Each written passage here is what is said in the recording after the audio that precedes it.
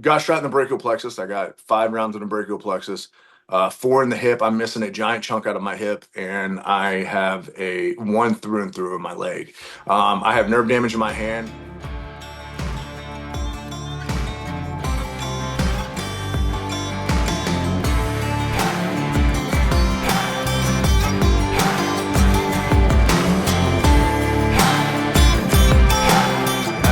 Where are you at right now? I'm in Nashville, so What's weather yeah, out there now? it's hot.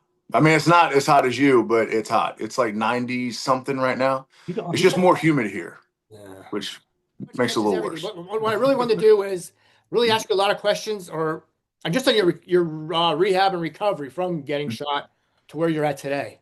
Yeah, Just give you 100%. Yeah, give you a rundown. 100%. So I was shot April 21st, 2011. And then, in the Kandahar province of Afghanistan. And from there, I went to Walter Reed, and I spent, God, man, probably 9 months at Walter Reed. And then I went back to my unit in Fort Riley, Kansas, 4-4 Cav, the 1st Infantry Division. And I spent 4 years basically trying to continue on active duty until the Army said that there was no way that I could do that. And then I had to medically retire. Well, first off, I didn't even get a chance to say, hey, thank you, man, for your service, man. That is Thank you. I appreciate that. really pretty incredible, pretty remarkable. From there, though, where you got your shot, if I'm not mistaken, 11 times, correct? Hip and shoulder, yeah, hip. Yeah, 10 times. Yeah, 10 times total. How then, or what made you say, I want to go back in? I want to. I just made the decision early on when I first joined the military that that's what I wanted to do. And after I got shot, there was no question. I needed to get back to Afghanistan to be with my guys. I needed to be there to protect them, and I needed to. And then once they all came back, it was like, okay, well, this is what I wanted to do with my life. So how do I do that? Like, how do I continue moving forward? Because this is the only plan that I have right now. So then it was just trying to figure out how to try to go back to an actual unit in the Army, a deployable unit in the Army. And then it was, and that just basically took up all my time. It's just trying to figure out and try to get back in the shape that I needed to be back in Army shape. Well, from there, how long did it take you to get from Afghanistan, from Kandahar back to Walter Reed? Oh, so from Kandahar, from the day I got shot to being at Walter Reed, it was about 3 days, give or take some, because a lot of it was having to do surgeries while they're transporting me to and from different places.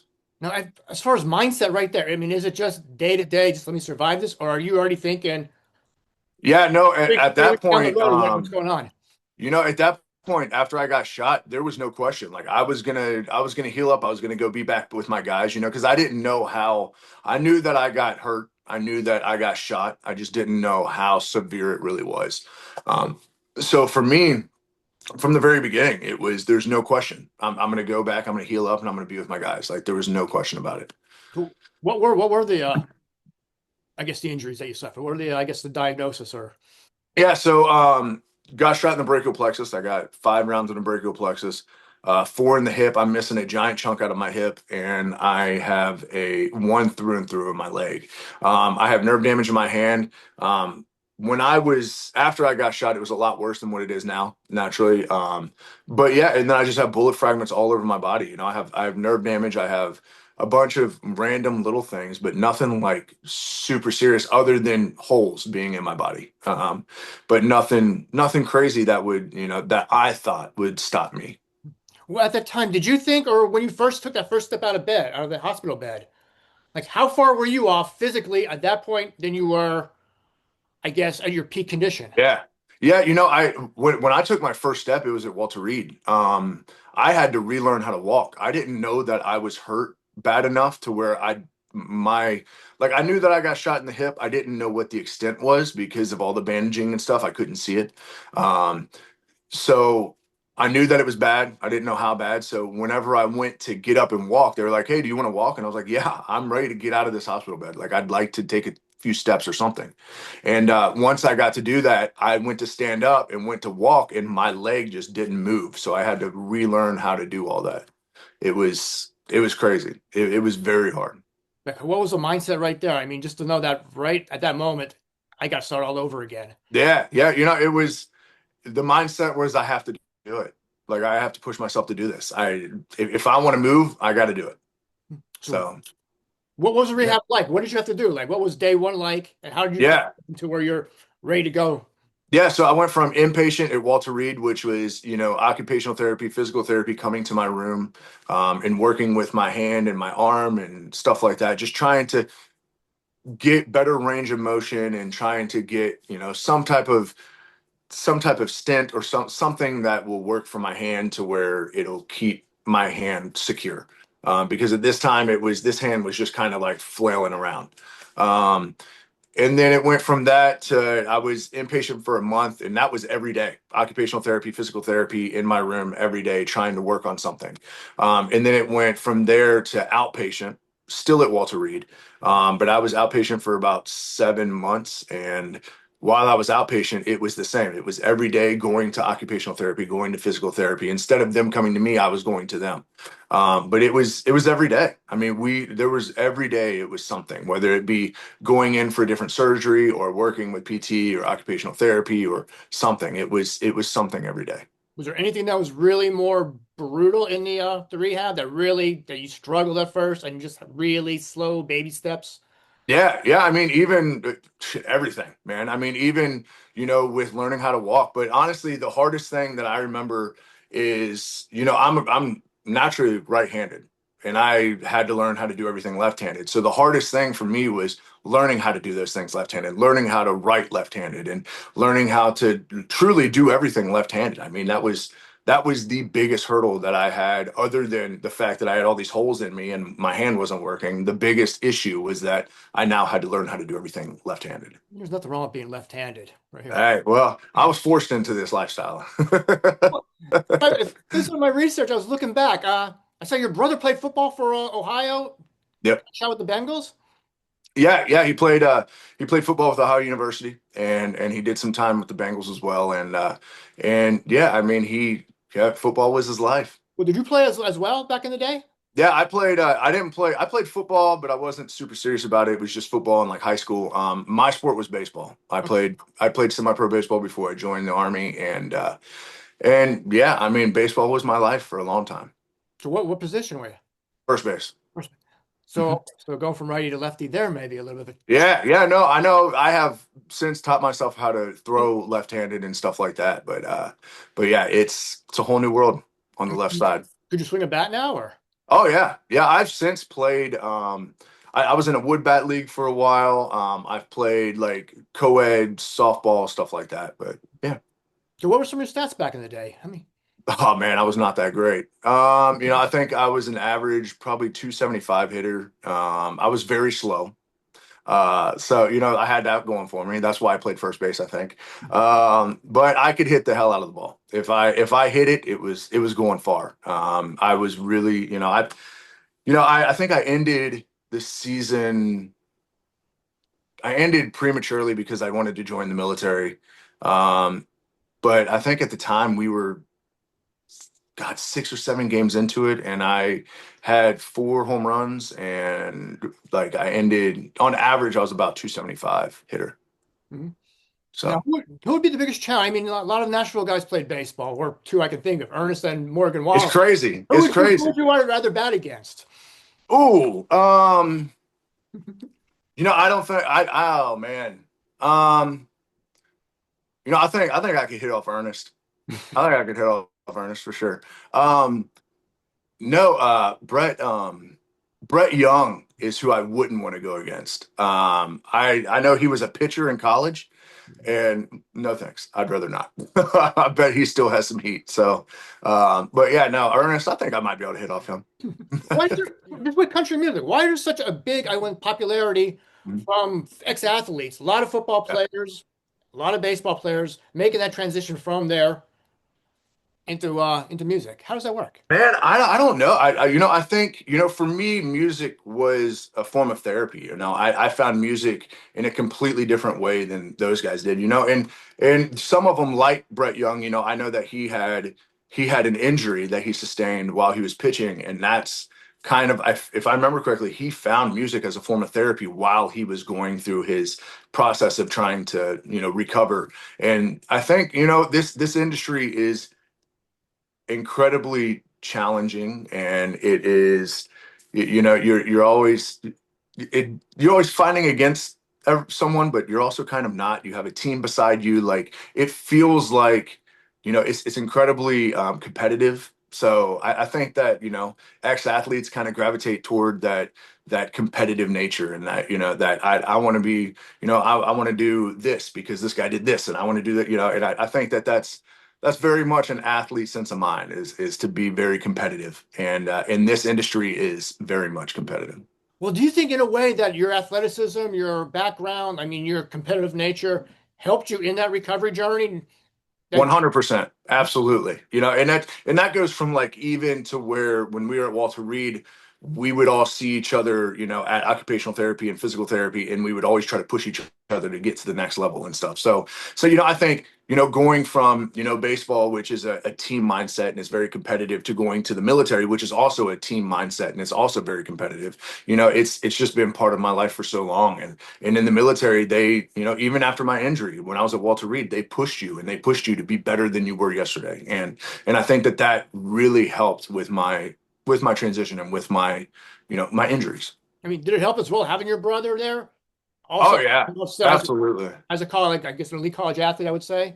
Yeah, Pushing yeah, you. absolutely. Me and him have always been super competitive, man. Like, he always tries to one up me, and I always try to one up him, and that's just what we do. And but yeah, it's always great having him around because he's always trying to get me to do something more.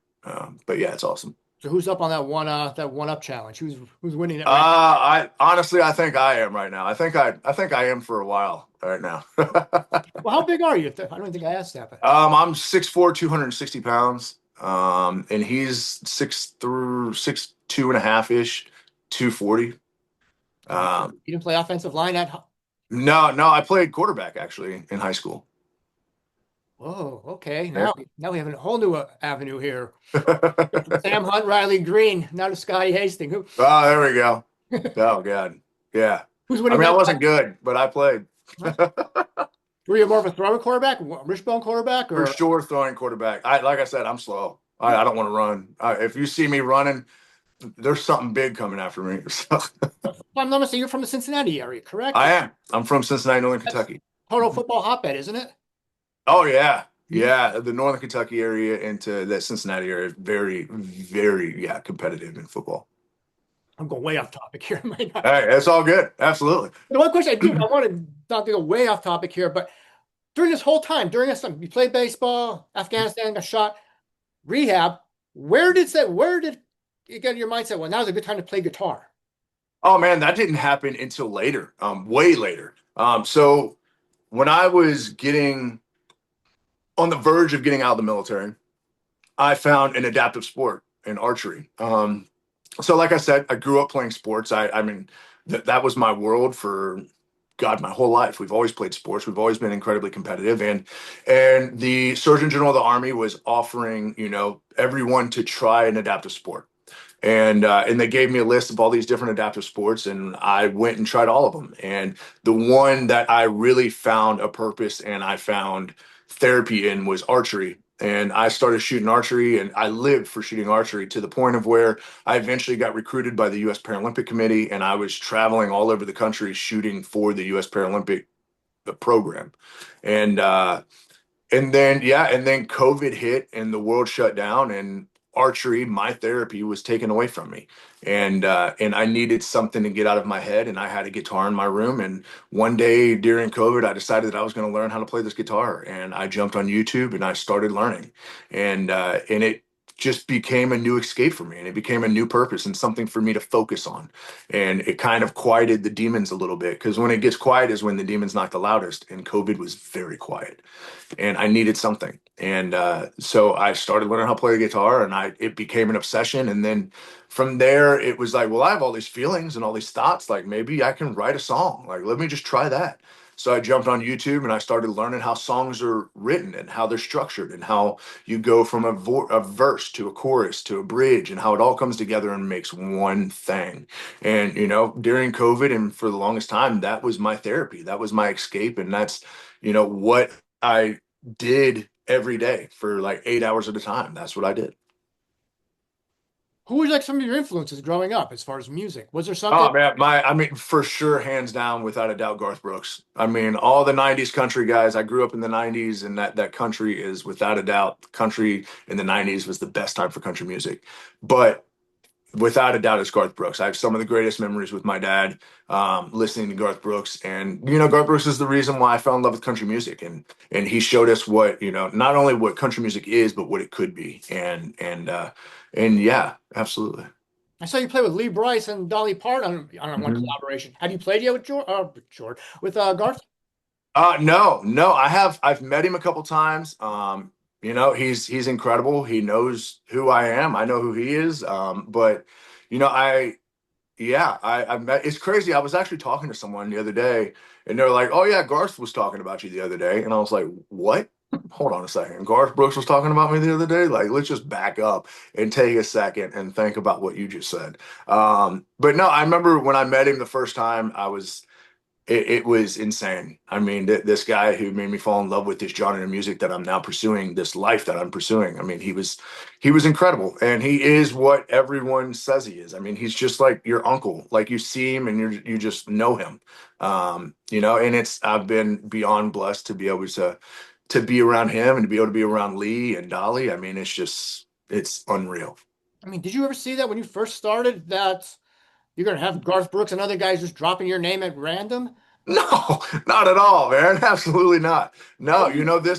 I started music as therapy for me. That was I only wanted to do music because it was therapeutic for myself. Like I never thought in a million years that this would become a career or it would be where it is now, which is insane. I never thought in a million years that this would be my life. But what was the first big moment? What was the moment that said, "Hey, I'm getting pretty good at this. There may be a chance." Oh man, the moment that made me realize I wanted to do music forever, was I was at I was at an open mic night in Cookeville, Tennessee at Red Silo Brewing Company. And it was the first time I had ever decided to go on stage and play my guitar and sing a song. And I was like, I'm just gonna do it. Why not? Like it's still during COVID, so there's four people in the room. Like if I'm terrible, I don't ever have to see those four people ever again. That's fine. So I put my name on the list and I went on stage and I played Should Have Been a Cowboy by Toby Keith, which was the first song I ever learned how to play. And and in that moment, I knew that I wanted to do this forever. Like that escape and that sense of purpose that I had found in archery and learning how to play the guitar and writing songs, it was there, but it was magnified 100 times. And in that moment, the stage became my sanctuary, and I knew that this is what I needed to do forever. And that was before I was like, I'm gonna make a career out of this. That was just me thinking I want to get on every stage that I possibly can because for these 3 minutes at a time, nothing in the world matters. The PTSD, the depression, the anxiety, it's all gone for 3 minutes at a time. Like I want to live for those 3 minutes. So I did. I went down on Broadway in Nashville when it started opening up, and I bugged the crap out of everyone down on Broadway until they lit me on a stage. And at one point in time, I was playing 6 nights a week for 4 hours at a time. And for those 4 hours a day, the PTSD, the depression, the anxiety, it was all gone. And I lived for it. And still, to this day, when I'm on stage like that, it's therapy happening. You are watching therapy happen right there. And it's incredible. And now I have a platform where I can try to help someone else find what I was able to find. Do you ever get nervous now, or is that something, everything you've been through? No. Yeah, yeah. I mean, I think when you get nervous, it just means you care. But at the same time, I mean, I've been shot at. I used to live in a world where I'd get shot at all the time. So yes, but I don't think nervous enough to where it would ever stop me from going out. And some places are more nerve-wracking than others. Like the Grand Ole Opry. Every time you're about to go on the Grand Ole Opry, there's just the history and what it is kind of hits you all at once, and you get incredibly nervous very quickly. But yeah, I mean, I get nervous to the point just because every performance for me is going to be the best performance that I can try to put on. And I care so much that it makes me nervous. Absolutely. Now with that, how, and I just going over some of your Instagram posts and everything.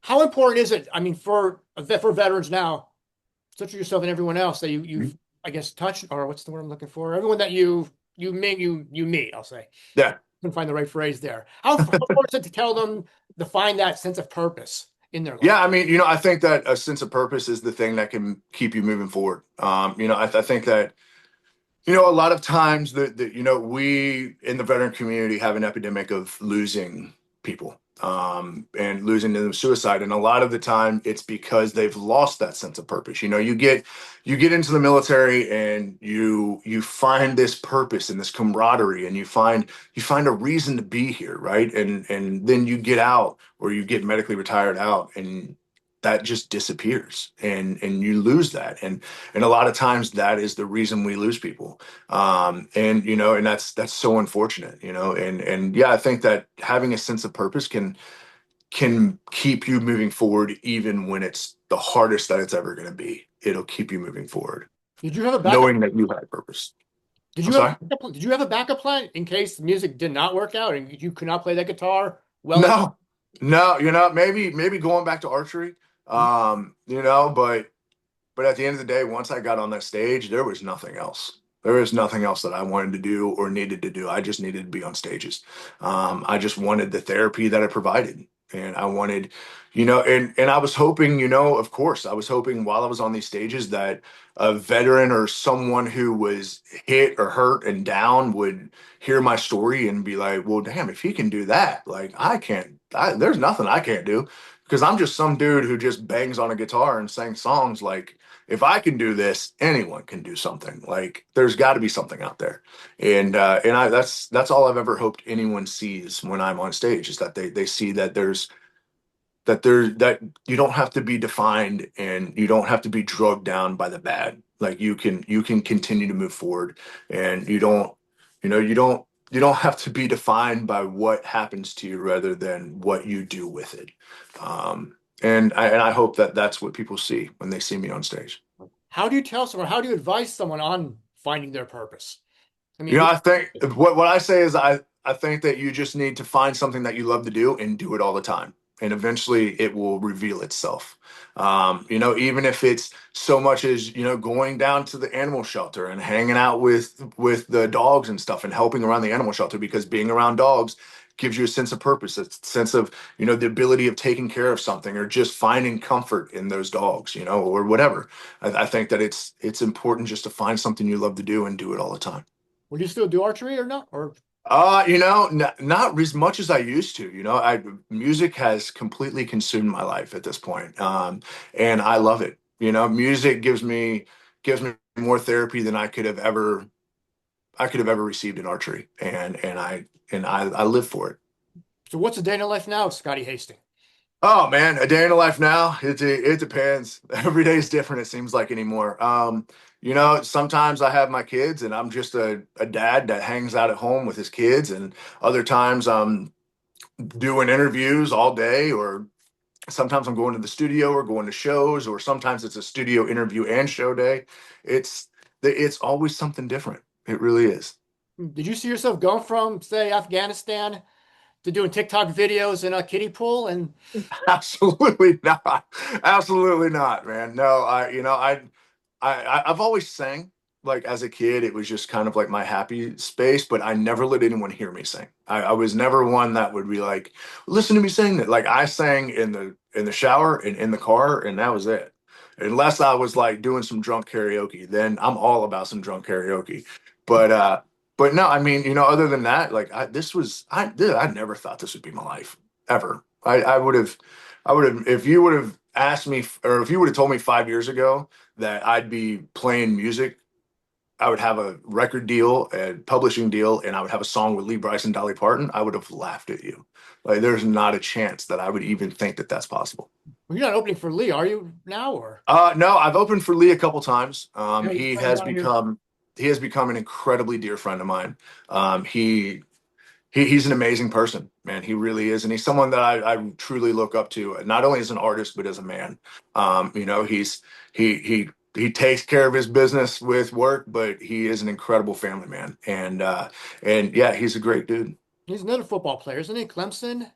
Yeah, I think he went to Clemson. Yeah, yeah, The connection crazy. continues. What? How much Crazy. do you weigh now?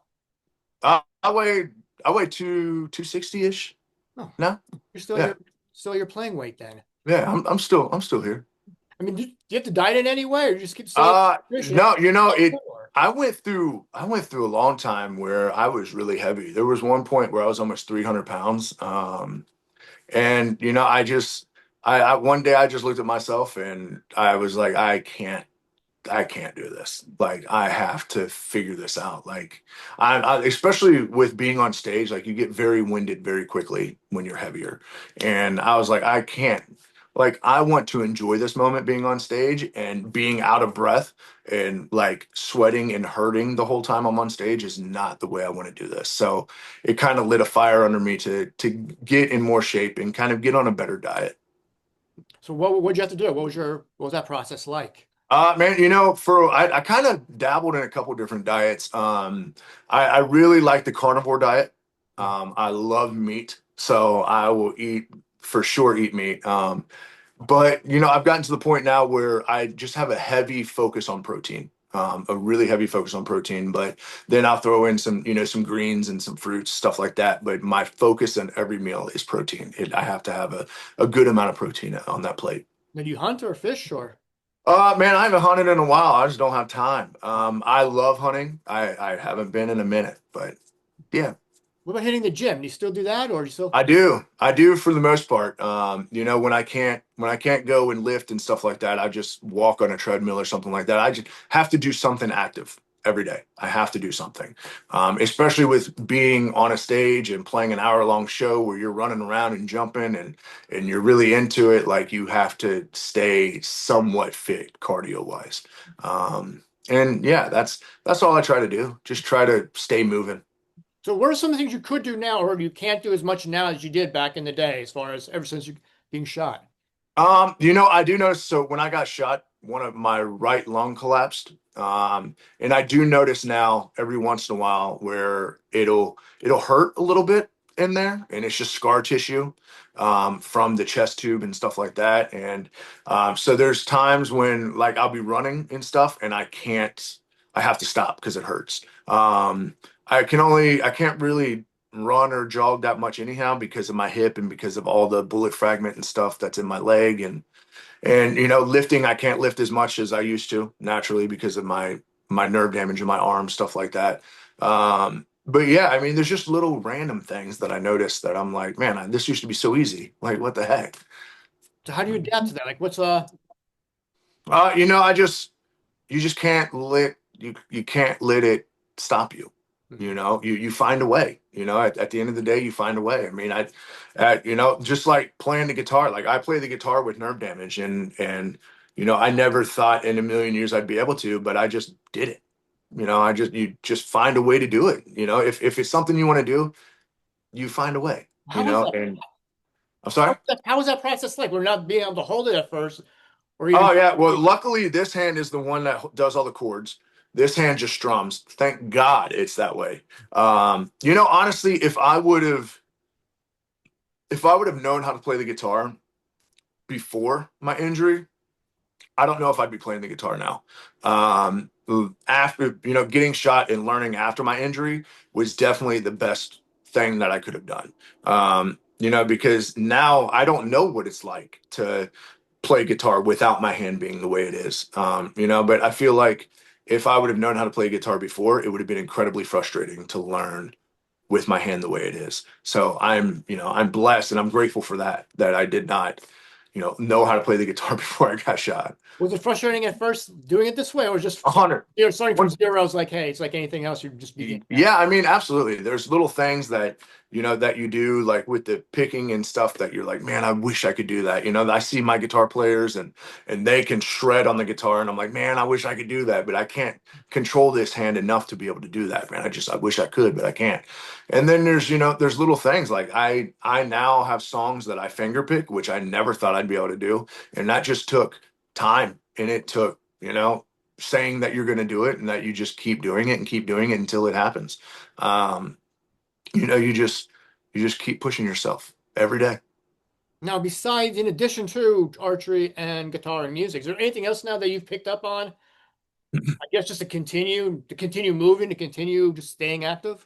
Yeah, yeah. I mean, like I said, I've since learned how to play sports and stuff left-handed. Like I play basketball left-handed now. I play baseball, stop play softball. Just go out there and do stuff. Especially now, like my kids, like my son is getting into baseball, so now I get to go out and throw with him and help teach him how to hit the ball and stuff like that. My daughter's getting into basketball, so now I get to play basketball with her. And it's really cool, and it's gotten me back into the groove of sports.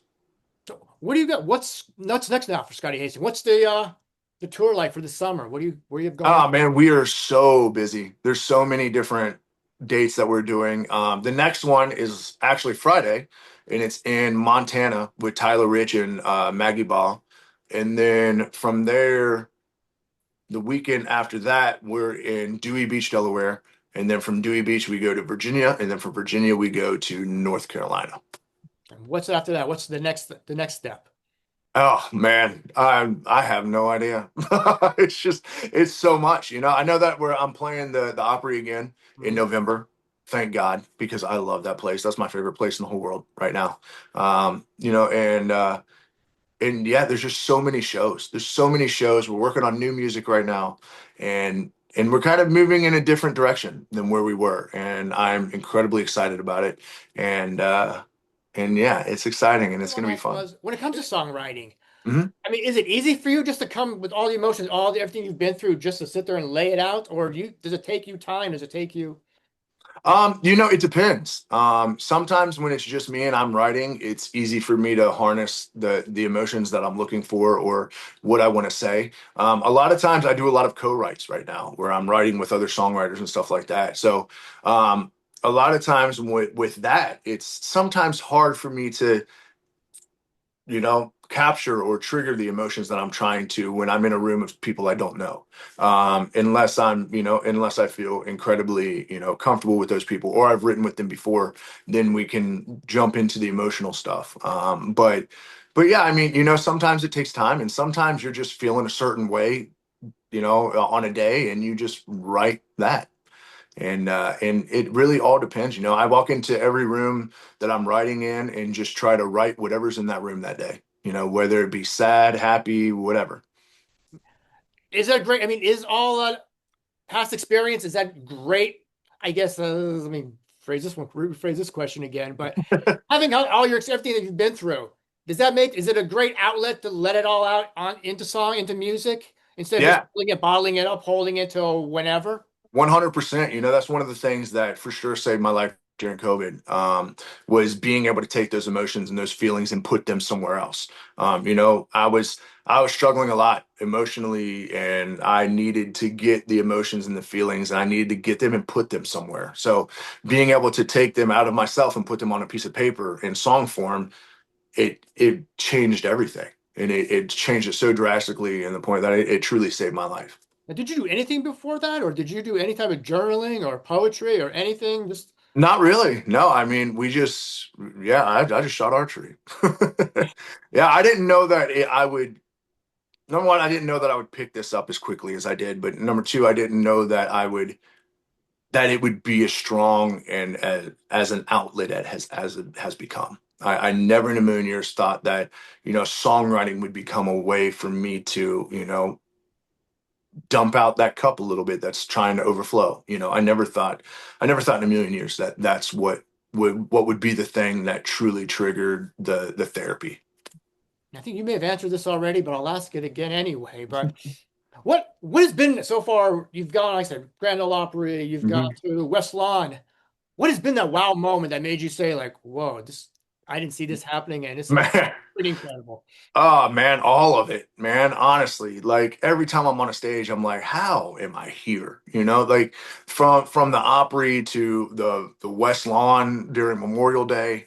I mean, that was insane. I for 30 years I watched the Memorial Day special on TV, and this last year I got to be a part of the Memorial Day special. It was insane, absolutely insane. To being able to go over to France and playing music for the 80th anniversary of D-Day, like that was crazy too. There were just so many. There's been so many moments that I'm like, how am I here? Like, well, what is my life, man? But it's been full of huge moments. Now, did you get to keep the D-backs jersey they gave you? Oh, absolutely. 100%. I got it in my closet.